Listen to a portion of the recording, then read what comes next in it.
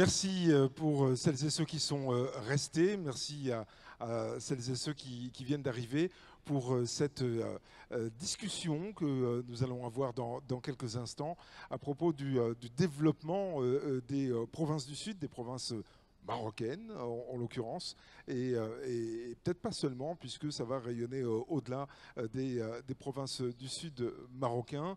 Le Sahara est marocain, vous le savez toutes et tous, inutile de le répéter.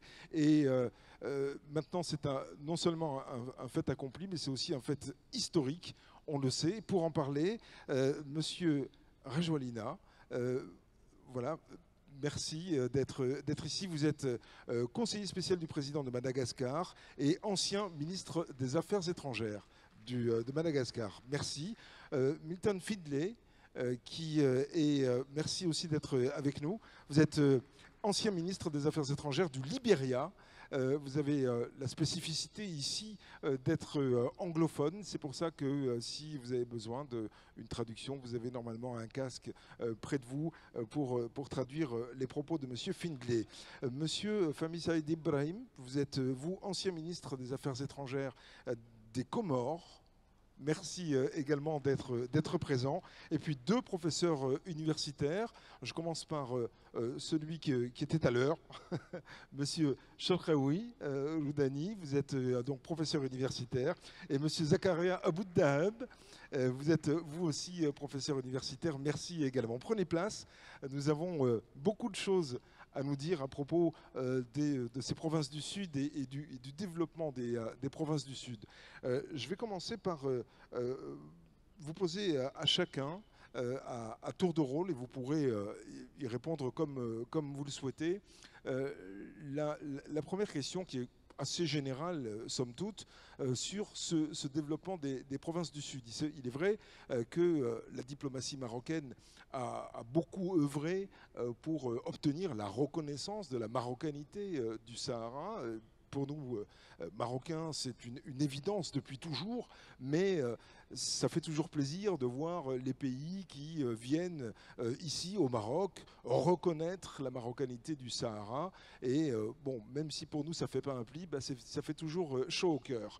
Alors, il y a évidemment l'aspect politique, on l'a tous compris, mais il y a aussi l'aspect économique. Et finalement, l'aspect économique du Sahara, hein, qui est voilà, initié par Sa Majesté, le roi Mohamed VI, que Dieu l'assiste, eh bien, ce développement économique a permis à certains pays de franchir le pas de la reconnaissance parce que, voyant que les provinces du Sud, finalement, réussissaient davantage à se développer grâce à l'économie. Et c'est l'économie aussi qui a été une espèce de vecteur diplomatique. Alors, je vais vous donner la parole les uns après les autres pour vous exprimer à ce propos. Je vais commencer par vous, qui êtes mon voisin, Monsieur Findlay. Qu'est-ce que vous pensez de ce développement économique des provinces du Sud et puis, finalement, de cette économie qui est vectrice de diplomatie également?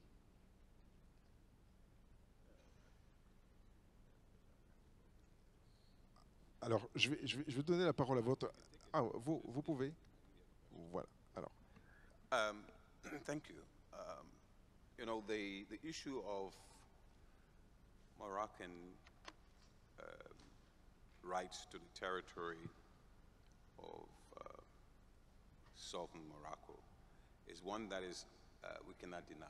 It's one that is the right of the kingdom to own. It is the kingdom territory.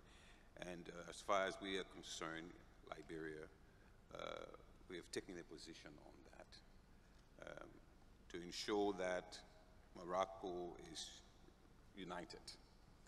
The African Union in the past had basically taken a political decision, and that political decision, in our opinion, at the time was not the right decision. So we need to move forward to give the Moroccans living in the south the opportunity to grow, to develop. So to do that, you also need to look at new policies, new dynamics, position where you can attract companies to go to that region, and also to involve civil society, the people living there, to understand, to start to work with them in order for you to have a united front. I don't see any other way that one should proceed. Maybe we now have to start to look at the international politics. How do we get the African Union to hold on to the position that the United Nations took? And I think that's where we need to go. We need to solidify our position as a union, as a continent, that Morocco deserves better. And let's revert back to what the position, the United Nations position was or is. Merci beaucoup pour ce premier commentaire. On va éteindre votre micro pour donner la parole à votre voisin. Monsieur, alors attendez, parce que vous n'êtes pas dans l'ordre de ma position. En tout cas, bon, voilà, je vous donne la parole pour apporter votre sentiment sur voilà, le développement économique qui a été au service aussi de la diplomatie. Les deux vont en parallèle, évidemment. Salam alaikum. D'abord, permettez-moi très brièvement de saisir cette belle opportunité, puisque nous parlons du sud du royaume, de féliciter Sa Majesté et son pays pour cette belle victoire enregistrée à l'occasion de la reconnaissance officielle par la France de la marocanité du Sahara. C'est un fait important. Pourquoi? Parce que d'abord, c'est la puissance colonisatrice, donc elle restitue la vérité, et puis c'est membre permanent du Conseil de sécurité. Donc c'est une victoire. Tout porte à penser que ce litige sera définitivement clos très bientôt et nous viendra pour y fêter. Et cette province, en réalité, comme ça a été dit, ne peut contester, personne ne peut contester le bien fondé. On ne peut pas falsifier l'histoire. Je pense que cette province du Sud a toujours fait preuve, a fait acte de baïa, ce lien juridique entre le royaume et toutes les provinces du Maroc, et ceci depuis 1400 ans. J'aime à le rappeler que le Maroc est un vieux pays, vieille nation, pays qui est plus vieux que la France. Et beaucoup de gens ne le savent pas, et j'aime à le rappeler très souvent. Cette vieille nation qui malheureusement a souffert comme tant d'autres par la colonisation, est en train de renaître depuis l'indépendance, mais surtout le Maroc a su marquer de par son authenticité et le développement qui est le sien, et a démontré qu'il était capable de porter au-delà du Maroc, mais de l'Afrique. Cette province aujourd'hui est un bel exemple de la volonté politique de Sa Majesté Mohamed VI et surtout de la capacité que génère, que recèle la puissance novatrice et créatrice du Maroc. Et aujourd'hui, le Maroc enregistre, le Sud, puisqu'il est question du Sud, enregistre la croissance la plus élevée du Maroc parce qu'il y a eu une volonté politique de Sa Majesté d'investir, de transformer. Nous qui avons un regard extérieur du Maroc, nous sommes des étrangers, bien que nous soyons évidemment marocains de cœur, nous voyons que le Maroc aujourd'hui est devenu la locomotive de toute l'Afrique parce que le savoir-faire dont il détient, sa capacité à avoir une vision et à développer une péninsule, une partie du territoire, notamment ce territoire du Sud, a montré qu'on peut, si on veut, on a les compétences, la vision, on peut. Sa Majesté vient de transformer le Sud, on a fait un instrument extraordinaire de la diplomatie, et nous, de point de vue africain, on ne peut que s'émerveiller et dire que voilà, on peut faire des choses pour le continent, et Sa Majesté Mohamed VI a donné un bel exemple, nonobstant tous les autres grands projets qu'il a initiés. Mais je veux parler du Sud, puisque nous sommes dans le Sud. Je pense qu'en 20 ans, il y a eu une mutation extraordinaire, et nous, Africains, nous sommes sincèrement émerveillés. On sait que tout est possible. Oui, on peut faire des choses. Merci. Je vais vous donner la parole, Monsieur Rajoualina, qui, vous êtes, je le rappelle, conseiller spécial du président de Madagascar et ancien ministre des Affaires étrangères. Merci beaucoup.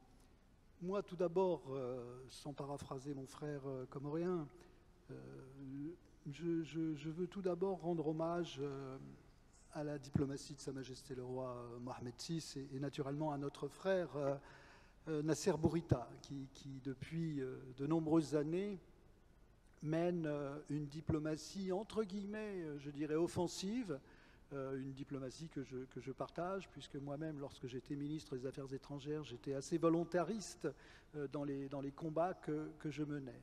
Donc aujourd'hui, on le voit, tant au niveau de l'ONU, de l'Union africaine, mais également par rapport aux pays africains et européens, puisque le dernier en date a été la République française, qui a reconnu la marocanité du Sahara. Aujourd'hui, ce combat diplomatique est mené avec force et vigueur par Nasser Bourita sous l'autorité de Sa Majesté le Roi Mohamed VI. Ça, c'est une première chose à laquelle je rends hommage naturellement. La deuxième chose, pour répondre à votre question, les provinces du Sud, comme d'autres provinces d'ailleurs, ne doivent pas être les satellites soit de la capitale économique, soit de la capitale administrative du royaume. Il en est de même à Madagascar. Nos provinces éloignées de la côte ne peuvent pas être les satellites de la capitale Antananarive. Donc ce qu'a fait au cours de ces dernières années, ce qu'ont fait tout d'abord feu Sa Majesté Hassan II, ensuite Sa Majesté le Roi Mohamed VI, dans le développement de ces provinces du Sud, est tout à fait spectaculaire. Il y a effectivement, même sur le territoire où nous sommes, Tanger, Casablanca et toutes les autres villes, il y a une modernité que l'on voit tous les jours évoluer. Mais dans les provinces du Sud, moi qui suis allé à Dakhla et à La Ayoun, y compris il y a quelques années, on voit ces changements époustouflants en termes de modernité, en termes de, j'aime pas employer ce terme, mais je vais l'employer, de vivre ensemble. Parce que veulent les populations du Sud? C'est vivre dans cet ensemble du royaume du Maroc, qui est un royaume, de mon point de vue, cohérent, avec une population qui a une histoire extrêmement ancienne. Mon frère comorien l'a dit tout à l'heure, le royaume du Maroc s'étendait bien au-delà des frontières actuelles du Maroc. Et donc, ce développement des provinces du Sud est extrêmement important. D'une part, pour prouver aux Marocains qu'ils sont un peuple uni, un seul peuple. D'autre part, pour montrer à la communauté internationale qu'il y a effectivement une volonté d'accompagner, entre guillemets, cette revendication qui naturellement est un fait historique, d'accompagner cette revendication d'un certain nombre de choses. En amour, il faut des preuves d'amour.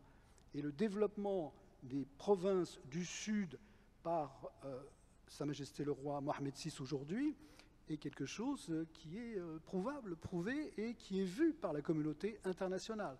Donc voilà ce que j'ai à dire sur cette première question. Et encore une fois, je rends hommage à la diplomatie marocaine et je fais un grand salut à nos frères des provinces du Sud. Vous l'avez dit, en amour, il faut aussi des preuves d'amour. Hein. C'était les propos d'ailleurs de Nasser Bourita, qui, il y a quelques jours, face à un commissaire européen qui était ici de passage à Rabat. Et c'est vrai que des preuves d'amour, il faut les apporter, il faut que ce soit extrêmement concret. C'est ce qu'a souhaité le Maroc. C'est pour ça qu'il y a aussi beaucoup de délégations qui se rendent dans les provinces du Sud. On dit les provinces du Sud, on pourrait parler des provinces du Nord aussi, mais ça ne veut pas dire qu'on les dissocie du royaume, ça veut dire juste qu'on les regarde de manière, disons, un peu plus spécifique quand on s'y penche comme aujourd'hui. Et justement, ces preuves d'amour, je m'adresse à vous, Zakaria Boutareb, professeur universitaire, ces preuves d'amour ont été apportées d'abord par le Maroc vis-à-vis des provinces du Sud en développant l'économie. Absolument, c'est Rachid, et je tenais à vous en féliciter, et vous en étiez aussi, on va dire, non pas dans un rêve prémonitoire, mais vous avez beaucoup anticipé. Premièrement, quand vous parliez, j'ai eu en mémoire deux idées essentielles. La première, c'est l'intitulé d'un livre de M. Védi, il y a quelques années, intitulé « Une volonté plus forte que le sable ». Je ne sais pas si c'était au singulier ou au pluriel. Il parlait de cette volonté d'acier, cette détermination, notamment chez les Alaouites, qui sont associés plus que par l'affect, mais également par une présence par rapport à des provinces qui sont chères et qui constituent une sorte de continuité d'une histoire millénaire.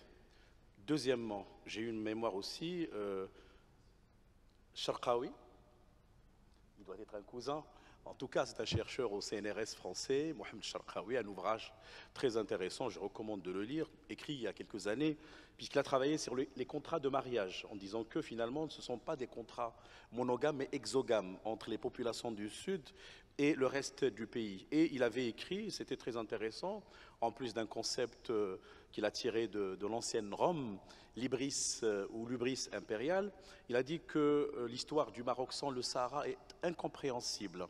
Et puis il a dit, le Sahara sans le Maroc n'est que désert. Finalement, ça me permet de faire une petite entrée rapidement, mais en réalité, je suis aussi internationaliste et j'ai eu en mémoire aussi cette contraction de deux mots, le global et le local. Ça donne glocalisation. Et Michel Crozier, qui est un sociologue des organisations, avait un jour écrit un ouvrage très intéressant, Pensée globale, agir local. En réalité, aujourd'hui, la pensée doit être systémique et Sa Majesté le roi Mohamed VI, mais également ses prédécesseurs, le roi Hassan II en particulier, avaient compris que l'attractivité du territoire permettrait, alors là je vais employer un jargon, une terminologie de la géoéconomie. Nous considérons que le drapeau suit l'économie ou le commerce. Flag follows a trade. So, si on prend le projet de développement global et intégré enclenché depuis 2015 en particulier, cela n'est pas venu de rien. C'est une réflexion qui est globale, qui est locale en même temps parce qu'elle s'appuie sur l'architecture, le design institutionnel, les élus, etc.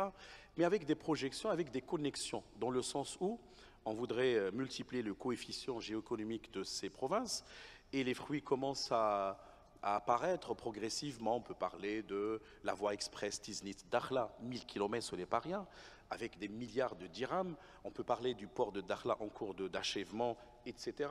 Pour moi, ce sont des problématiques qui me renvoient aussi à une démarche de géographie, notamment territoriale, où on parle cette fois-ci de l'emboîtement des échelles. On croise le local avec le global, mais il y a aussi d'autres niveaux. Alors, il y a le niveau micro, le niveau méso, moyen, et le micro, macro.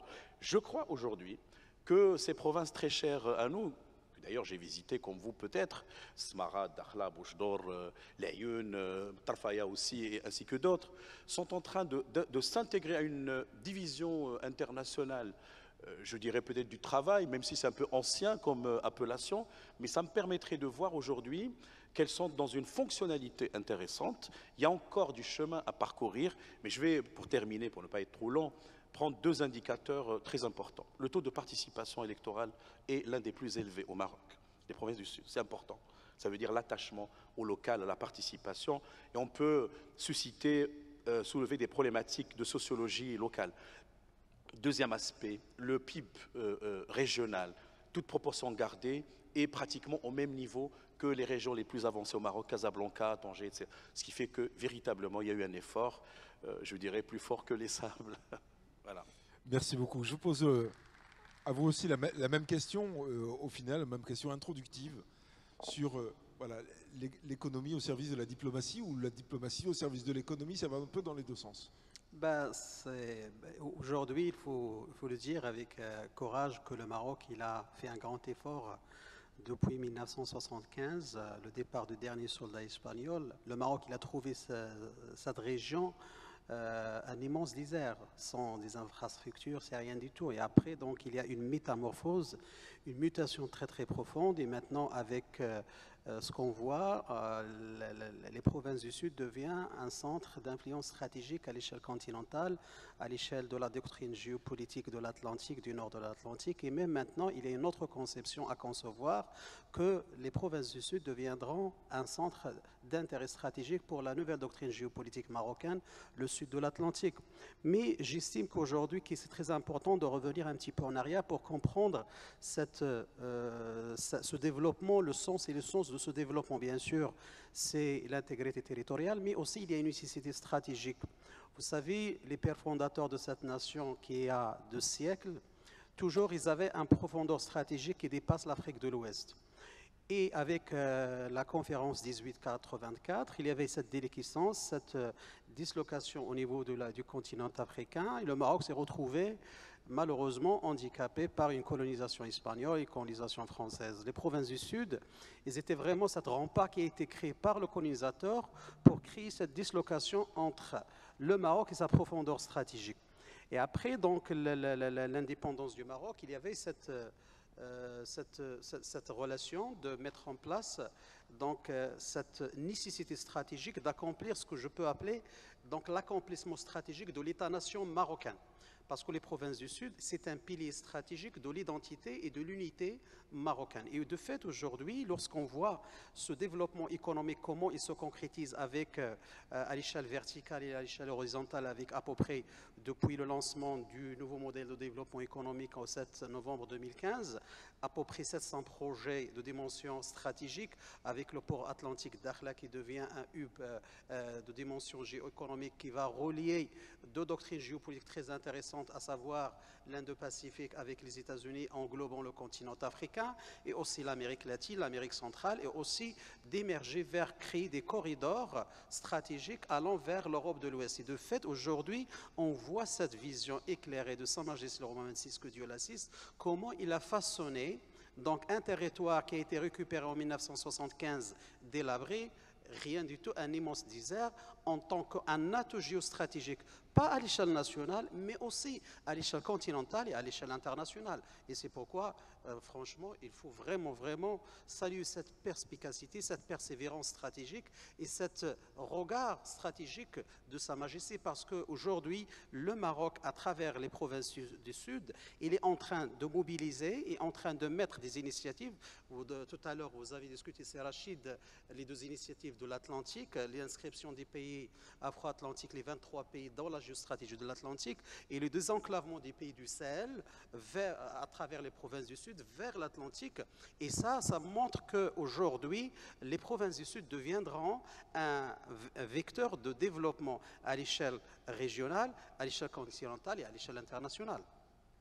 Et tout ça, ça va ruisseler sur l'ensemble du royaume pour ce qui concerne les Marocains, mais aussi pour le reste des pays voisins, évidemment, et puis même plus éloignés, puisqu'il y a ce fameux gazoduc qui reliera le Nigeria au Maroc, et évidemment, ça va ruisseler. Et ça passera par les provinces du Sud, de toute évidence. La question que je vais vous poser à présent, c'est que, outre la diplomatie et les victoires diplomatiques du Maroc, encore toutes récentes, qu'on a donc enregistré, on voit et on observe depuis quelque temps un défilé de délégations étrangères dans les provinces du Sud. Est-ce que c'est parce qu'ils en ont réellement mesuré le potentiel économique? Allez-y. Oui, juste un point sur ce sujet. Il y a effectivement de plus en plus de pays qui s'intéressent aux provinces du Sud marocain. Bien sûr, ça a été véhiculé par les premiers pays qui ont reconnu la marocanité du Sahara, mais également par, je dirais, cette dynamique qui a été créée par la diplomatie marocaine, encore une fois, à laquelle je rends hommage. Donc ça, c'est un premier point. Le deuxième point, si je puis me permettre, puisque notre frère l'a dit tout à l'heure, il y a une attractivité.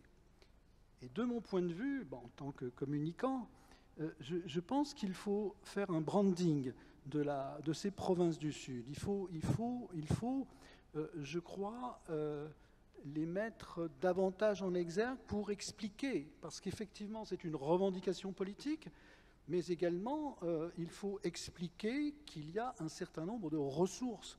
On l'a dit, la position stratégique du Sahara est très importante, mais il faut montrer comment c'est important, comment cela s'intègre effectivement dans le royaume du Maroc et comment cela s'intègre également dans cette sous-région, qui est une sous-région importante, qui pour l'instant n'est pas trop bousculée, même si effectivement dans le Sahel il y a des problèmes, pas trop bousculée par les intempéries néfastes. Je parle du terrorisme notamment. La première chose, donc, c'est faire un branding de ces provinces du Sud. Et peut-être la deuxième chose, c'est de permettre à davantage d'entreprises de venir s'implanter dans ces provinces du Sud. Il ne serait pas inconvenant, par exemple, sauf si c'est déjà fait, pardon, je ne connais pas bien la situation fiscale du Royaume du Maroc, mais faire par des incitations fiscales, faire par un certain nombre d'autres incitations, de faire venir des entreprises. Effectivement, à Tanger, j'ai vu qu'il y avait de très belles entreprises, que le port fonctionnait très très bien, mais que ce soit à La Aïeun, à Dakhla ou dans d'autres villes, je crois qu'il faut donner un petit peu de piment. Moi, j'ai des amis, un jour, j'ai un ami qui m'envoie un message, il me dit, bah, écoute, je suis en moto, là, je suis à Dakhla, et je lui dis, mais qu'est-ce que tu fais là? Ah ben non, c'est génial, c'est super, voilà. Donc il faut donner un attrait, et on parle de l'économie, donc un attrait fiscal notamment, pour faire venir des entreprises, parce que cela également, cette diplomatie économique permettrait de fondamentalement asseoir cette marocanité du Sahara, pour moi, paraît naturel. Alors, si je puis me permettre, il y a des zones franches dans Oui. les provinces du Sud Oui. pour justement attirer des investissements, attirer des entreprises, qu'elles soient marocaines ou pas. Donc ça, c'est la première chose. Puis il y a aussi des grands projets. Je pense à l'hydrogène vert, je pense à la partie éolienne, évidemment, pour tout ce qui est énergétique. Il y a aussi le solaire, évidemment. Là-bas, on est bien placé pour avoir de l'énergie solaire. Donc, il y a effectivement des projections comme ça sur un avenir. Et puis, il va y avoir une autoroute électrique également entre donc les provinces du Sud et puis le centre du Maroc qui...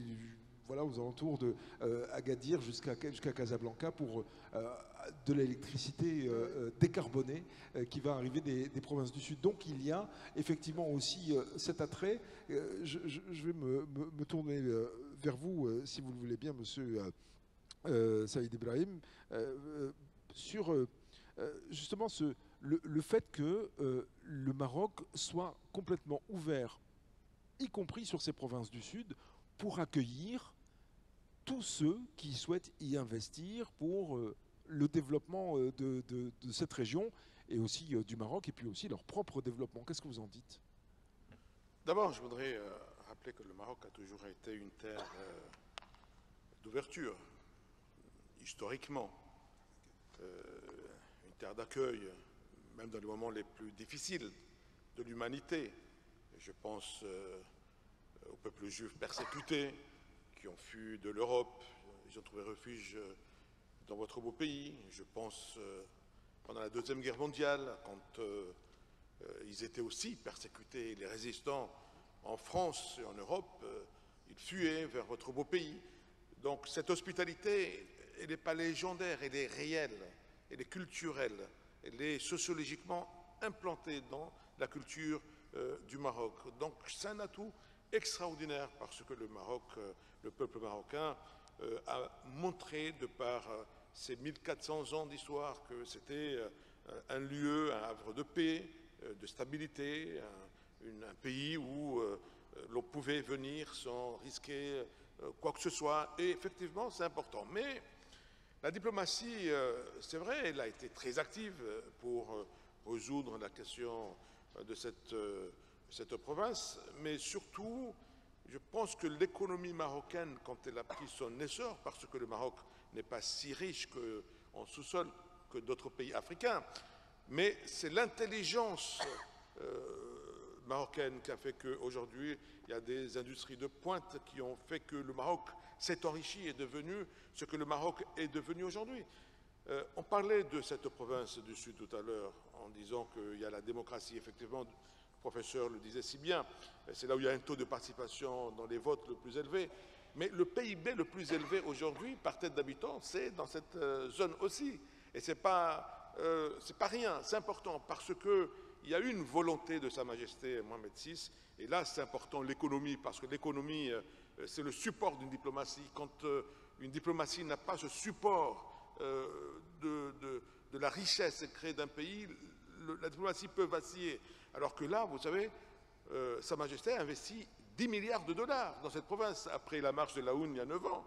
10 milliards de dollars représentent à peu près 10% du PIB du Maroc. Donc c'est une volonté forte, marquée de faire un changement et surtout faire de cette zone une vitrine du savoir-faire marocain, de la capacité à créer une industrie à tout point de vue, même touristique. Parce qu'aujourd'hui, j'étais il n'y a pas longtemps dans le sud, j'ai vu le tourisme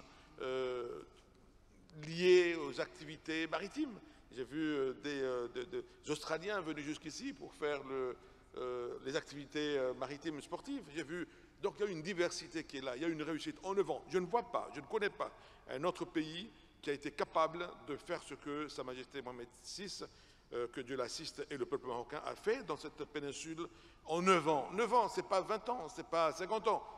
En 9 ans, il y a des choses, des belles réalisations qui ont été faites. Et ça, c'est une belle vitrine pour la diplomatie. Et je crois que c'est que, in fine, c'est ce qui a permis à nombreuses personnes de se rendre à l'évidence, se dire que voilà une capacité démontrée, voilà la possibilité de faire de ce pays ce que les Marocains ont su faire. Et voilà une belle vitrine qu'au lieu de se faire la guerre ailleurs, faites comme le Maroc ce qu'est en train de faire. Il y a des choses terribles qui se passent en Afrique, dans des pays, je parlais dans notre zone de l'Est de l'Afrique.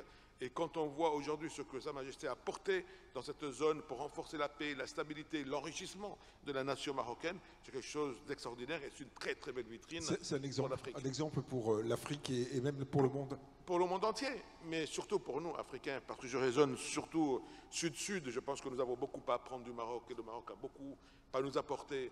Et cette diplomatie aujourd'hui, elle est rayonnante parce qu'elle peut exporter ce qui a été fait déjà au Maroc, cet déploiement de l'ingénierie marocain à tout point de vue. Vous parliez maintenant de l'énergie verte.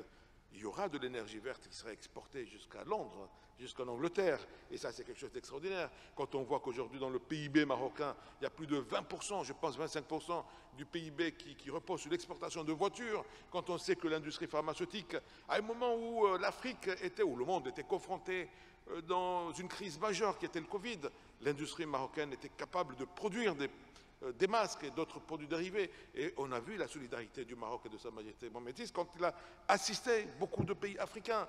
Et ça, c'est une belle démonstration du savoir-faire, de l'humilité et de la capacité à faire du Maroc une nation solidaire, une nation ouverte, une nation qui est, pour moi, la locomotive à beaucoup de points de l'Afrique. Nous avons beaucoup à nous inspirer pour votre pays. Et là, cette province, pour moi, c'est quelque chose d'extraordinaire ce qui s'est passé. On ne se rend pas compte, ou vous ne vous rendez pas compte peut-être parce que vous vivez cette mutation. Mais nous, qui sommes de l'étranger, on sait qu'en 9 ans, ce qui a été fait là, très sincèrement, est extraordinaire.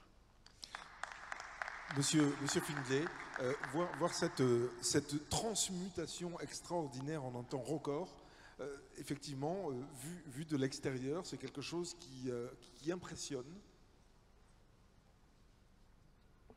Well, yes, it is the level of work that has been done there over the few years. You can see that the government of Morocco had gone in with structure, with policies, with laws, training the young people to prepare them for the future. It's a lesson that should be transposed from Morocco to the West Africa and East Africa, Southern Africa, and Central Africa, Northern Africa.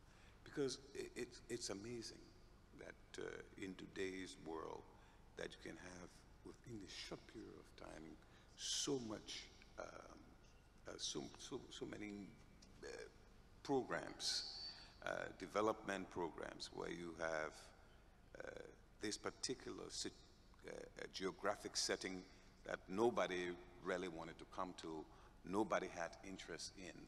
All of a sudden today, it is becoming a strategic geographic location, not only for Morocco, but for the world. Now you have transshipment, which is going to cut the time of shipment, which is going to cut the cost of goods and services to most of the countries in West Africa, beyond even West Africa.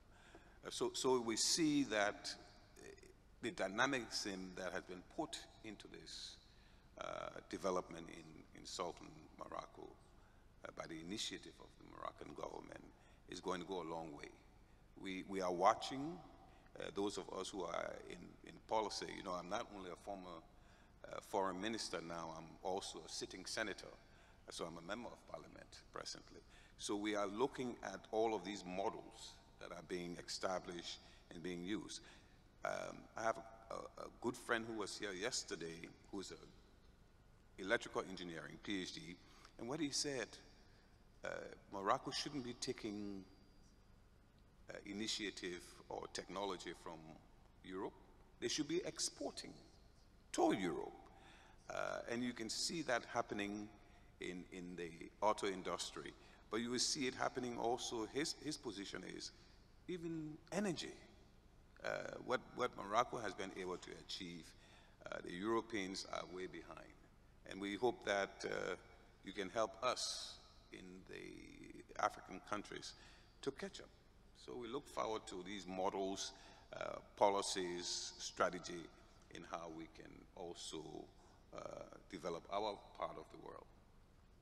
Je vais me tourner vers les professeurs universitaires maintenant pour essayer de comprendre et de mettre en perspective la politique du Maroc, qui était non pas de dire on récupère les provinces et puis on les garde de manière égoïste, même si elles regorgent de richesses, ou si on peut en faire des richesses et on va le garder pour nous. Au contraire, c'est on récupère notre province, on la fait reconnaître par le monde entier pour participer au développement du reste de l'Afrique et y compris jusqu'en Europe, puisque bientôt il va y avoir de l'exportation énergétique vers l'Europe. C'est ça la stratégie aussi, et c'est une stratégie qui est, encore une fois, je le répète, diplomatico-économique.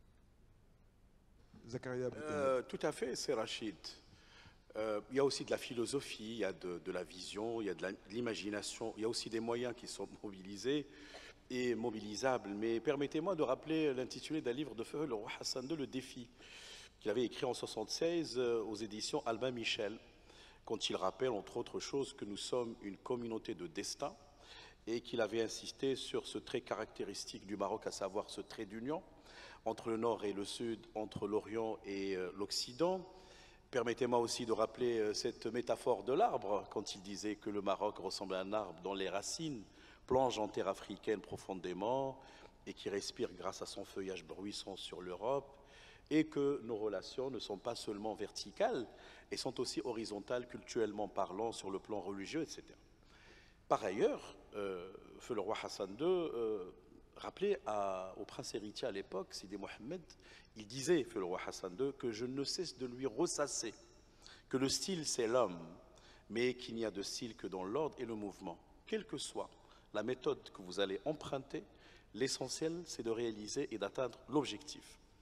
Le troisième élément, me semble-t-il, et c'est important parce qu'effectivement nous sommes condamnés par la géographie aussi à travailler, parce que, comme disait Abdallah Al-Aroui, je pense que c'est un grand historien que tout le monde ici connaît, il dit qu'il faut considérer le Maroc comme étant une île qui ressemble quelque part peut-être au Royaume-Uni, dans le sens où nous avions toujours à relever les défis même de la géographie.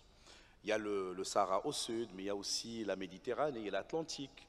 Et ces clivages, plus ou moins, ou ces frontières géographiques, géopolitiques, géoéconomiques, forcent le Maroc toujours à se redéfinir constamment. Évidemment, cela n'est pas venu de rien. Permettez-moi rapidement de rappeler quelques éléments. Ce sont comme des incentives, comme on dit en anglais, muhafizat, il y a des motivations. La Constitution de 2011 reconnaît d'emblée, au niveau du préambule, les affluents du Maroc, y compris le legs hassani, la culture hassani très importante, Moussem de Tantan, Tantan d'ailleurs, qui s'organise et qui voudrait aussi donner à la culture sa vraie valeur, comme moteur du changement, de l'intégration sociale contre l'anomie. Permettez-moi aussi de vous rappeler une chose importante sur le plan du design institutionnel, la régionalisation avancée, qui a aussi libéré les énergies. Sa Majesté le roi Mohamed VI a un paradigme in situ, made in Morocco, qui voudrait que ces provinces soient une sorte de modèle de développement pour le pays. Et ce n'est pas rien si ces provinces ont les premières bénéficié de ce modèle qui a été pensé, conceptualisé aussi grâce à l'apport d'acteurs institutionnels. Je cite le CESE, le Conseil économique, social et environnemental. Depuis 2015, ça a été dit par monsieur le ministre tout à l'heure, qui dépasse les 80 milliards de dirhams, ce n'est pas rien. Par la suite, à partir, je pense, de 2019, 2020, il y a le modèle pour toute la nation. marocaine. Mais je voudrais quand même ici peut-être rappeler, à mon sens, une question de méthodologie. Toutes les démarches qui ont été faites par rapport au Maroc s'étendent mutatis mutandis, comme on le dit en droit, c'est-à-dire toute proportion gardée, aux provinces du Sud. Charte de l'investissement va bénéficier aussi aux provinces du Sud. Il y a plus ou moins l'universel ou le national, mais il y a le spécifique. Cependant, ce que nous remarquons, c'est que le plan marocain d'autonomie, à partir de 2007, a constitué un catalyseur du changement et du développement des azimuts.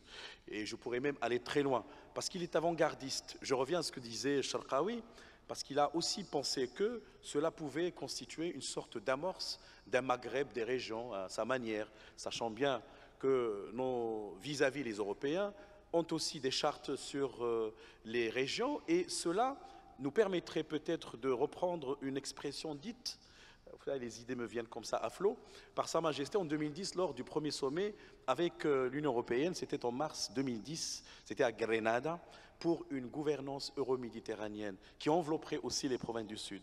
Donc c'est un schéma à mon sens directeur.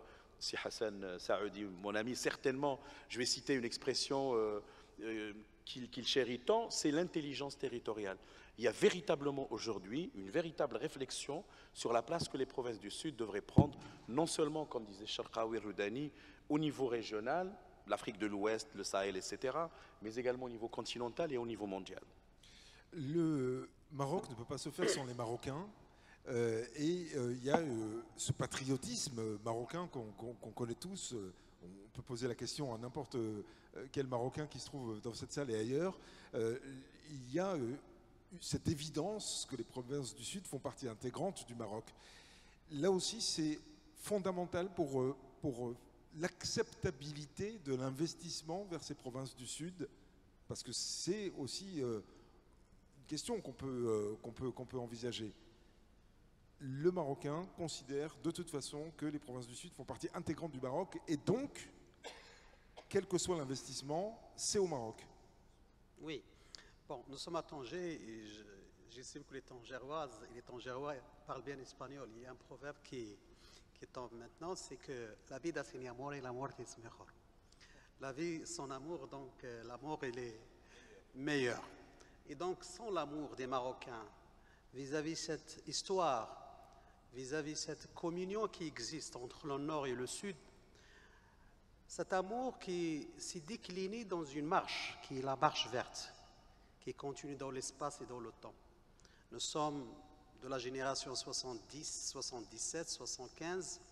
Il y a des gens qui ont vécu cet événement, mais j'ose dire que cette marche continue. Et donc, cette démarche de tous les Marocains, 350 000 Marocains, reflète cette philosophie d'un existentialisme entre toutes les Marocaines et les Marocains. Et aussi, il ne faut pas oublier, c'est que les pères fondateurs de cette nation, ils ont fait beaucoup de sacrifices pour la construction de cette État-nation. Des sacrifices qui sont incroyables. Donc, et de fait, ce qu'on voit dans le développement dans les provinces du Sud, c'est un développement sempiternel dans l'espace et dans le temps qui continue avec tous les sacrifices de tous les Marocains. Il ne faut pas oublier, et ça d'ailleurs ça a été écrit dans plusieurs rapports et dans le discours de Sa Majesté le roi Mohamed VI lors de la 39e anniversaire de la Marche verte, il a dit que chaque dirham de recettes dans les provinces, on investit 7 dirhams. C'est beaucoup d'argent. Des projets faramineux qui dépassent les 10 milliards de dirhams. 700 projets. Tous les Marocains investissent avec leur cœur et aussi avec leur argent, mais aussi avec quelque chose qui est très profond, avec leurs émotions. Donc, et de fait, aujourd'hui, nous sommes dans cette déclinaison stratégique de la vision de Sa Majesté que les provinces du Sud, c'est le trait d'union. Ça, c'est un langage géopolitique, le trait d'union. Le trait d'union entre deux espaces de dimension géostratégique, la Méditerranée et la profondeur stratégique du Maroc vers l'Afrique de l'Ouest et le continent africain.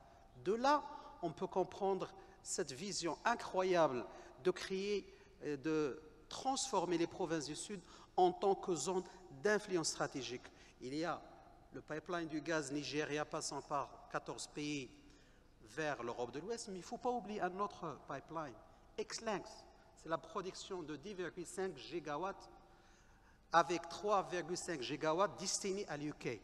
Et ça, regardez comment le Maroc, il est en train de transformer un immense désert qui a été pour les Espagnols, pour les pères, je ne sais pas, des stabilisateurs ou bien les architectes de la conférence 1884, devient maintenant une zone, une région de dimension géostratégique. Et aujourd'hui, il faut dire que il faut s'inscrire dans les perspectives stratégiques et avec une appréhension stratégique que ces provinces du Sud, il faut le dire qu'ils vont devenir une zone qui va permettre une ceinture géoéconomique et stratégique qui va avancer dans l'espace et dans le temps. N'oublions pas, par exemple, la semaine dernière, il y avait une manœuvre militaire, mais qui signifie beaucoup de choses, entre les F-16 marocains et le B-52 américain. Ça dit beaucoup de choses. C'est-à-dire que, et dans les provinces du Sud, c'est-à-dire aujourd'hui, nous inscrivons même à travers les provinces du Sud, le Maroc devient le pourvoyeur de la sécurité. Pas dans l'Afrique subsaharienne du Sahel, mais à l'échelle de l'Afrique de l'Ouest. Ça, c'est très important. Je vais vous donner la parole à chacun maintenant parce que, vous voyez, le chrono, vous l'avez devant vous comme moi et c'est vrai que le temps passe. Pour quelques mots de conclusion, et je vais un petit peu rebondir sur ce qu'on vient d'entendre. Les provinces du Sud, maintenant, qui s'inscrivent évidemment dans le Maroc tout entier, comme vecteur de développement et de stabilité, un trait d'union. Je vous pose la question. Allez-y, monsieur Rajolina. Oui, c'est un vecteur, tout d'abord, d'union nationale. Ça, c'est très important. Quand on porte une nation, comme la porte Sa Majesté le roi Mohamed VI, il est extrêmement important, comme je l'ai dit tout à l'heure, d'associer tous les Marocains. Et on l'a vu à travers toutes ces interventions que le pouvoir central marocain investit massivement dans ces provinces du Sud. Mais si vous le permettez, pendant 2 secondes, je vais me projeter un peu plus loin en disant que Sa Majesté Mohamed VI, tout au long de ses discours, parle de la coopération Sud-Sud. Et en appui de la diplomatie extrêmement dynamique qui est animée par notre frère Nasser Bourita, je crois que le fait que le Maroc aille de plus en plus vers les autres, que le Maroc aille de plus en plus, je dirais, dans chacun des pays. Par exemple, à Madagascar, nous avons 2 banques marocaines. Nous avons nos officiers qui sont à l'Académie royale militaire au Maroc. Nous avons un certain nombre de vecteurs très importants. Nous espérons un jour qu'il y aura des entreprises marocaines de la pharmacie, des engrais qui viendront à Madagascar. Donc c'est en projetant cette image du Maroc à l'extérieur, c'est pour ça que tout à l'heure j'ai parlé de branding, de faire une marque des provinces du Sud, parce qu'en communication, en diplomatie et tout simplement en politique, il est important que l'on puisse identifier. Quand on parle de Dakhla, la Ayoun, effectivement, ce sont des mots de ville, mais je crois que le fait de créer une marque de ces provinces du Sud en montrant toutes ces réalisations qui sont faites et pour le Maroc et pour la région, je pense que c'est très important. Merci. Vous pouvez éteindre votre micro comme ça, Pardon. on vous pourrait donner la parole. Monsieur Fahmi Saïd Ibrahim,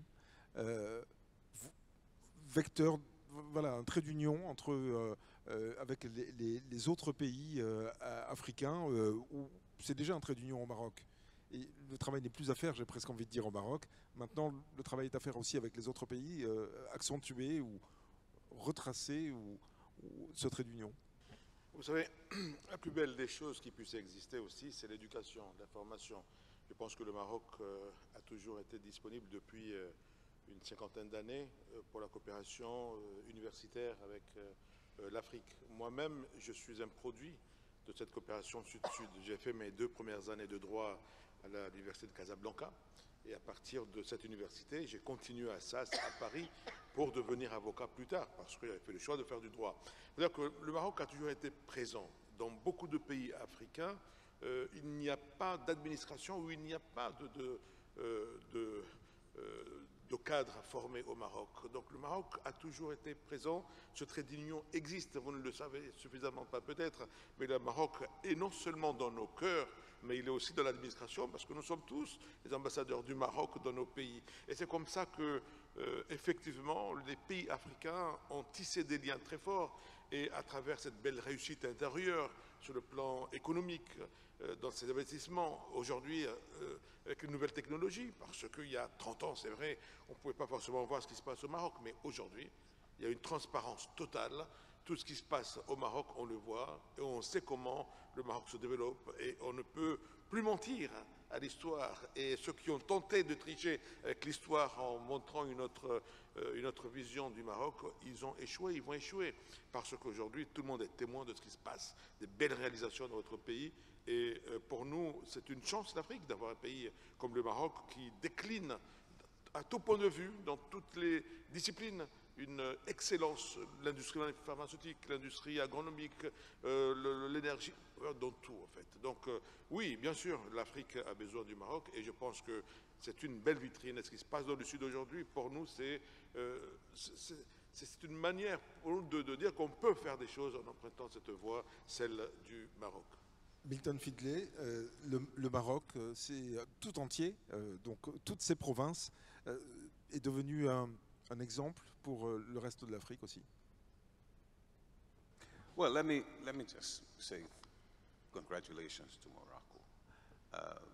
And I think what we want to continue to see from them is to continue to invest in the youth of Morocco, the youth of Africa, and give them that training to continue the development and growth that we need in Africa. They've done a great job, and I will not speak too long, but I want to take this time to thank the King and appreciate all of what he has done for, not for Morocco, but for Africa and the world, as using Morocco as an example of what humanity can be and what humanity can do. I also want to take this opportunity to thank the organizers of this great forum, and thank you also for moderating such a wonderful debate and topic. And thank the audience. I will stop there. Bien, merci à vous. Thank you so much. Merci à vous tous d'avoir participé donc à cette discussion. Le temps est terminé déjà depuis un petit moment, donc on ne va pas vous retenir davantage, même si on aurait pu en discuter davantage. Merci à toutes et à tous. Je vous propose de vous avancer parce qu'il y a peut-être des photographes qui voudront immortaliser ce moment. Merci d'avoir été présents dans cette salle pour nous écouter. On va s'avancer un petit peu si vous le voulez bien. Voilà. Et merci encore une fois à toutes et à tous.